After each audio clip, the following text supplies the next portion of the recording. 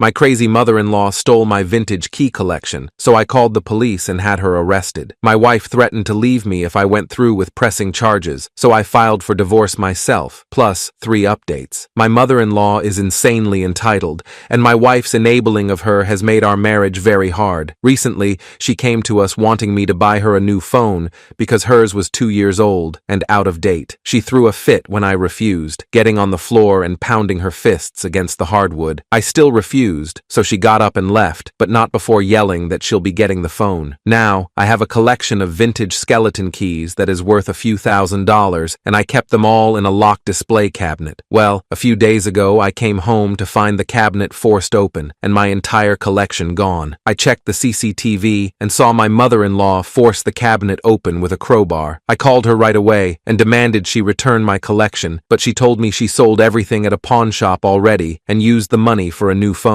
She said it was my fault because I wouldn't buy one for her. My wife was seemingly on my side when I told her, until I said I was going to the police. She begged me to drop it and even suggested I start a new collection. I refused to let it go because those keys are not only expensive, they're irreplaceable. I spent 10 years building that collection, but my wife kept blowing up and telling me to just let it go. Now to answer the questions before you ask, how did Meal get into the house? My wife unilaterally gave her a key when we moved in, that's why. Anyway, back to what happened that day. I eventually made up my mind and contacted the police. They came and took my statement a bit over an hour after I called the non-emergency line. I had video footage and the documentation of my collection ready. And then there were some texts I went out of my way to get from MIL to bait her into a confession. I wanted as much evidence as possible so she couldn't lie to the police. When I texted her demanding she get my collection back, she actually LOL'd and told me not a chance, and even boasted that she thought I was a pathetic son-in-law and my key collection was tacky anyway. I told her to at least tell me what pawn shop she sold the keys to so I could go buy them back and how much they paid her for them, and the dimwit admitted it all right away with glee in text. I had everything I needed for the police before they even showed up. The cops took the whole matter more seriously than I thought. I was worried they'd call it a civil matter since the thief was my mother-in-law and she had a key to the house, but they arrested MIL before long, and police went to the pawn shop before it closed to retrieve my collection. I got it all back from police after a couple of days, and for the moment, I've put the collection in a safe, secure place that no one can get to. The pawn shop pretty much gave up the entire key collection to police right away, like it was a bag of hot potatoes. Though I scrutinized every important key brought back, as far as I can tell, it's all there. That was a huge sigh of relief. I took time off work and barely slept for 2 days because of this ordeal. Also, the cabinet MEL broke into is pretty much a loss since she mangled the lock and doors prying it open. Thankfully, it wasn't an antique, and just something I got used for $50, so I'm just going to take it to the dump sooner or later. From her texts before, I found out MIL sold the whole collection to the pawn for a whopping total of $300. For a collection of hundreds of antique keys valued at $2 to $3 grand as a total, that low number felt like a punch in the gut to me. Likely the pawnbroker knew how valuable the collection could be as a whole. I mean,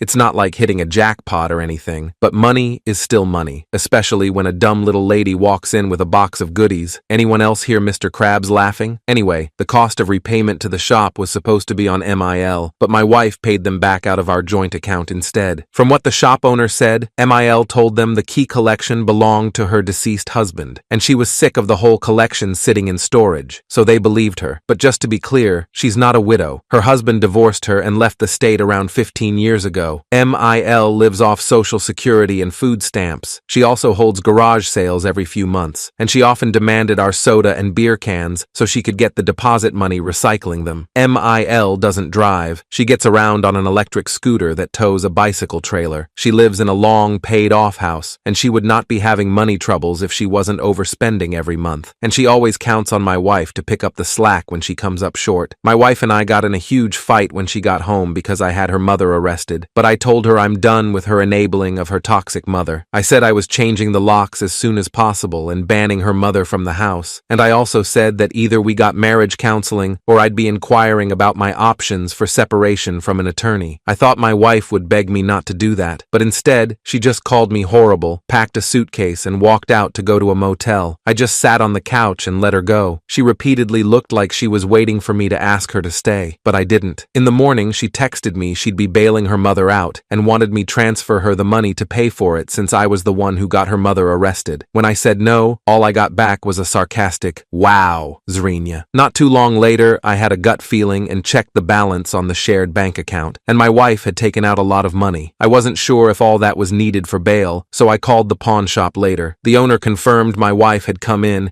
and paid him back the $300 that he'd paid her mother for the keys. He was also quite angry and said he didn't want any of us in his shop ever again. I understood his anger, and weirdly enough had a fairly long talk with this guy, and he understood I'm not part of the crazy. I tried to call and text my wife for hours, but she didn't answer. That evening, I managed to find her. I knew which motel she'd likely go to, and I was right. It was both cheap and not far away. I found her car and then figured out which room she was in. She looked positively shocked to see me when she opened the door. I confronted her about the money she'd used from our shared account. She basically said that since I refused to pay her mother's bail after I was the one who had her arrested, she got the money from me another way. Then smugly stated she wasn't paying that money back into the shared account this time and told me that's the karma I get before shutting the door in my face. Then said through the door she'd call the cops on me if I didn't leave. The smug look she'd given me reminded me of nasty teenage girls when they get their way. It really ticked me off. I already knew my marriage was pretty much over, but that night it really sank in. I had a long sit down with some old video games and cola to think about my future. The house is rented, so I'm not renewing my half of the lease and will soon be apartment hunting. The last month of the lease is March, but I may leave sooner, depending on how soon I can find an apartment. We have no kids yet, thank God. So that's another thing I currently have in my favor. The next day, I changed the locks on the house and removed all of my money from the joint bank account and stopped all automated payments to and from it. I made sure to take only the amount of money I'd put into the account. There was still more than enough in it for me to break even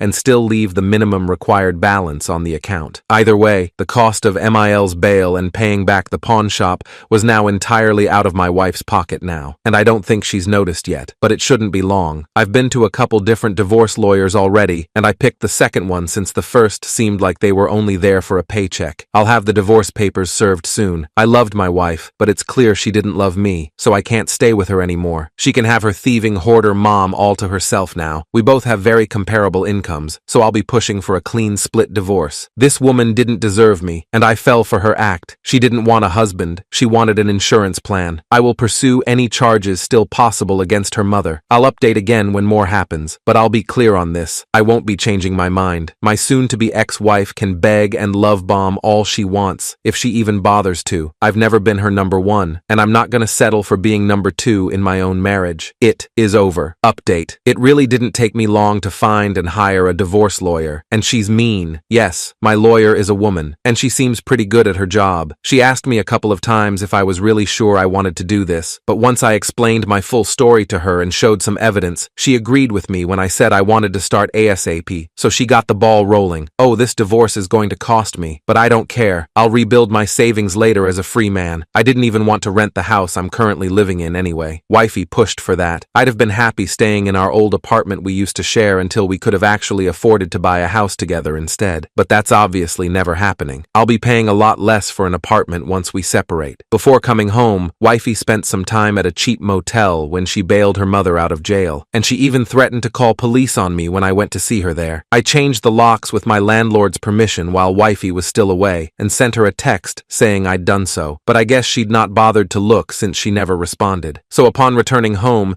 she ended up pounding on the door and screaming at me to let her in. I just watched her through the doorbell cam and let her keep it up for a while before she finally got on her phone to call me. I was already walking home from having had dinner with my best friend when she called, and I pointed out the text she'd not bothered to read. When I got home to let her in, she was puffy-cheeked, teary-eyed, and red with a bit of cat butt face. I had a new key ready for her and told her if she gave a copy to her mother again, I'd be notifying our landlord, as they were already very angry she'd given her mother a key to begin with. Not sure what the landlord could have done, but it was enough to make Wifey comply for the moment. Plus, I'm not going to be living here much longer anyway. My mother-in-law still believes she did absolutely nothing wrong and is playing victim to Wifey every chance she gets. She's not allowed over anymore, for obvious reasons, and I've been repeatedly called a monster by her her and wifey. I've never been more glad that MIL has no friends, because then she'd be telling them all her convoluted version of the story to paint me as a villain. I just know it. She was told how much my key collection is roughly worth and what kind of felony charges she could be facing, though my collection was returned fully intact, so she may get the charges lessened. I'd like to hope she gets a decent punishment at least, but I'm not really counting on the system to throw the book at a manipulator like her. As I said in my previous post, wifey also paid her mother's bail and what she owed to the pawn shop with money out of our joint bank account, and then smugly told me that she wouldn't be putting the money back. Basically, that was a terrible power move, and her only way to try and put all the cost on me. I've since removed everything I had in that account and stopped all future payments to it so she can't spend my money too, and I've changed my passwords to pretty much everything. Wifey flipped the hell out on me for it once she finally checked the account a couple days ago, because that meant that what she paid for Mill's bail and reimbursing the pawn shop was all in her money only, and now there was no more access to my funds to supplement her own with. I just ignored her tantrum and went into the home office to watch anime on my computer. She banged on the door for a while, demanding I talk to her. I just stayed quiet and put on headphones. Wifey has repeatedly demanded I drop all charges against her mother, and even said that if I really loved her, I would not only stop all this, I'd cover the cost too. When I kept refusing, she moved into the spare bedroom. She tried to kick me out of the master bedroom first, but I made it clear I'm not giving up the master bedroom when she's the one at fault. She tried to start taking my stuff out, but I just blocked her while pointing my finger at her face and said, "No," like I was talking to a dog. She ended up crying and saying I was demeaning her, but I didn't care. Then for some more deception on her part, she admitted to me out of pure spite that until this mess had started, she'd been planning on letting her mother come live with us full-time soon because of the state of her hoarder house. She boasted that she was just gonna move her in while I was at work. I told her we were supposed to be equal partners before this all happened, and I was sick of her unilateral decision-making, and as long as I'm paying 50% of the lease, her mother will not be living here, and if she tried, I'd throw all her mother's stuff out immediately. Wifey looked like she wanted to explode and stormed off to have a drink and a loud phone call with her mother in the kitchen. I just started removing her stuff from the master bedroom and left it in the other room for her. I've put a new lock on the door to the master bedroom too. I had wifey served at her job, which she said really embarrassed her in front of her colleagues, and she flipped out on me again once she got home. Apparently she didn't take my threats of divorce seriously until those papers were actually in her hands. She said I couldn't do this, but I told her I was done. She made it more than clear where she stands. I told her I learned a rather interesting phrase online. When people show you who they really are, believe them, and she's clearly shown me who she really is, and it's not the woman I fell in love with. That woman disappeared and got replaced with an entitled mommy's girl who refuses to act her age right after we got married, which makes it pretty obvious she did that intentionally. At this point, I don't think she ever loved me, just my wallet. I can't stay married to a woman who conned me into marrying her. Then she started screaming at me that she wasn't a gold digger, so I asked her if she'd have been inclined to stay married to me if I'd done the all same things to her. She tried to deny it at first, then looked around like she was trying to find a better answer. Then she just gaslit to deflect as usual, but I had none of it. I told her right then and there that I'm not renewing the lease on the house with her because I don't want to live with a petulant woman-child I can't trust, and if she wants to keep the house, she can go ahead and start a new lease to move her mother in once I'm gone. Finally, that's when the real waterworks started. She said I was destroying our family, and I said, "What family?" and pointed out how we don't have kids, and her mother is more important to her than me. We have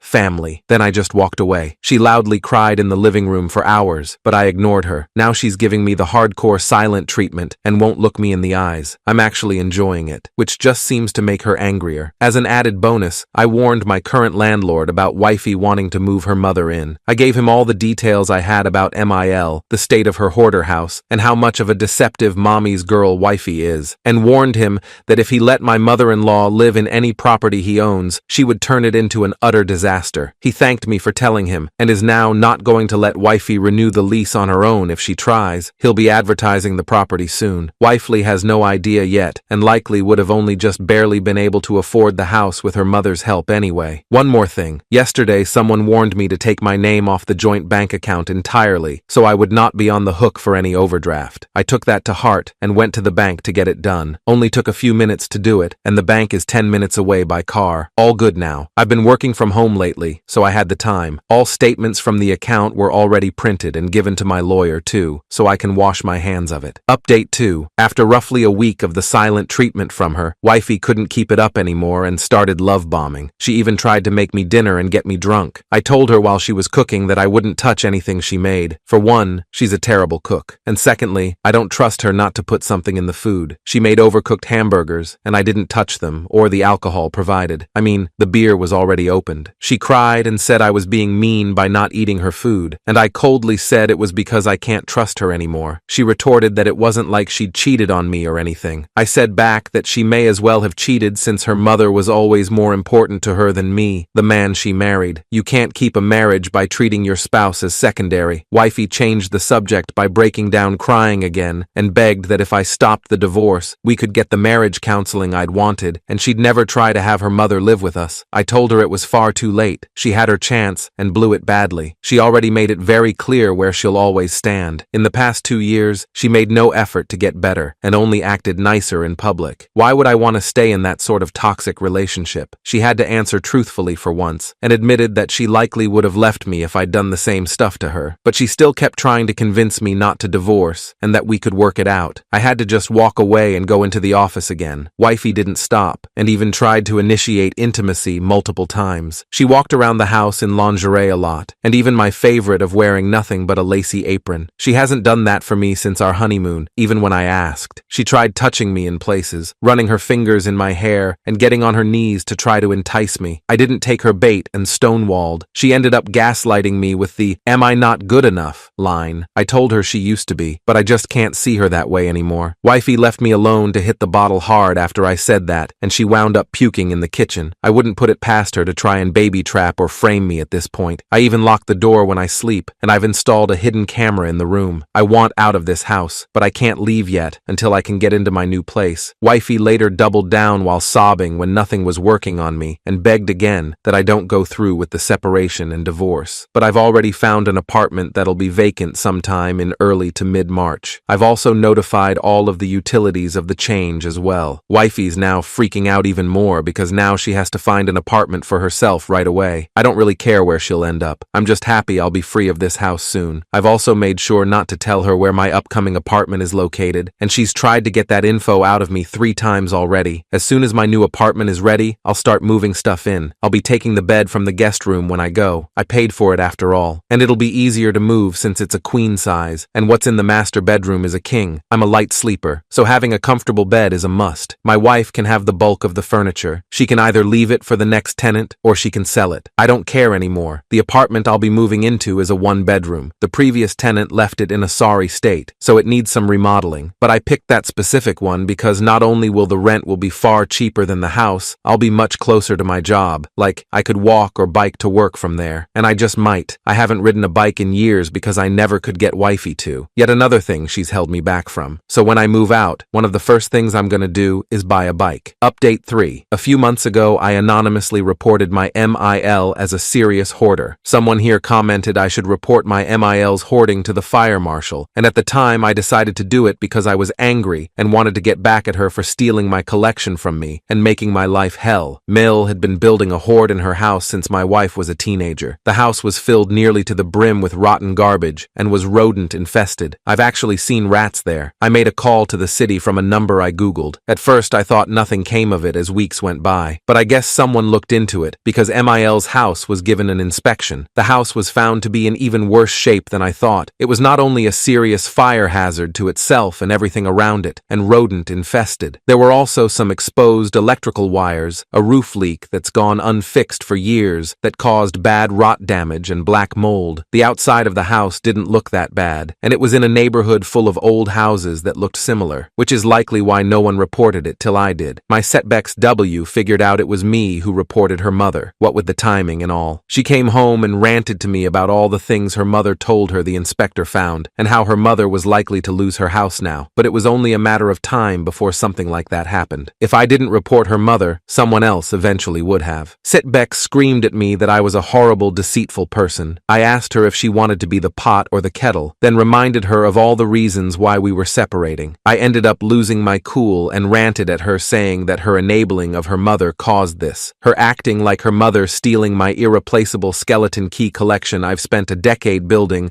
wasn't important, caused this. And her selfish, unilateral decision-making and bratty behavior ever since we got married caused this. Coupled Couples are supposed to make decisions together. Instead, she just kept making them for us both, without even asking my input. So I made a unilateral decision of my own for once, and reported her mother's hoarding, which needed to be reported anyway, because it's a danger to her and the people around her. I told StBXW I was long sick of just sucking it all up all the time and just letting things pass while they acted like I was the bad guy and walked all over me. Her mother would get nothing more from me, and maybe she wouldn't be as crazy once she's no longer living in a house filled with fumes of rotten garbage, rodent excrement, and black freaking mold. StBXW just walked away, sniffling and cursing me. Yeah, I know I went too far. I'd been reduced to being just as petty as her. I made that call because I was angry, but I had no choice but to stand by that decision after I'd done it. Mill ended up demanding my StBXW foot the cost of cleaning and restoring the house, but she couldn't afford it. From what I heard, Mel went off on her with her demands and told her to get the money any way she could, even demanding I pay for it since I was the one who reported the house. She even said to sue me, but StBXW told her it wouldn't work. The house was in exceedingly poor shape. Rotten garbage, exposed wires, roof leaks, rot, and black mold. No one should be living in that. When StBXW tried to tell her mother she couldn't afford pay for the house to be cleaned and renovated, her mother actually attacked her like a wild animal. She hit and scratched her multiple times and tried to pull her hair out. That's when it happened. MIL had a heart attack on the spot. Going ape on her daughter must have triggered it. StBex called 911 while looking for aspirin in the house, but by the time help had arrived, her mother had expired. StBXW came home with a police officer in tow for some reason and was absolutely mad, screaming at me about what just happened to her mother. She said this was all my fault, and in all of her ranting, I found out her mother had a weak heart. It's the real reason why she was on disability. The officer had to separate StBXW from me, and she fell onto the couch sobbing. I hated MIL with a passion, but I wasn't trying to end her life. I still feel great guilt over this. From what the police officer said, and from what my StBXW said, I pieced the story together and later typed it out, but just couldn't bring myself to post it. I was still racked with guilt. That evening, when I found out my mother-in-law had passed away, StBXW managed to calm down long enough to speak to the police officer more clearly about what happened, but she also kept shifting between blaming herself and blaming me. I asked her from across the room why I was never told about her mother's heart condition, and she yelled it was none of my damn business. But it explains why Mill used to dramatically put her hand on her chest and cry so many times when she wasn't getting her way. My StBXW ended up going crazy in the bathroom she'd been using since we started sleeping separately. She asked the police officer for a moment to herself, then just went crazy after shutting the door. She came out a few minutes later looking angry, but calm, then told me I was cleaning that mess up. She packed her bags again and left the house for the motel once more and told me she wouldn't be coming back unless it was to get her stuff. I was so guilt-ridden that I was hardly able to function for days back then and had to take leave from work because of stress migraines. I basically spent 3 days on the couch, hopped up on meds, but after that, I got my ass in gear again. My friends all tell me it wasn't not my fault. I didn't know, and MIL was crazy. Either way, what's done is done, and I have to live with it.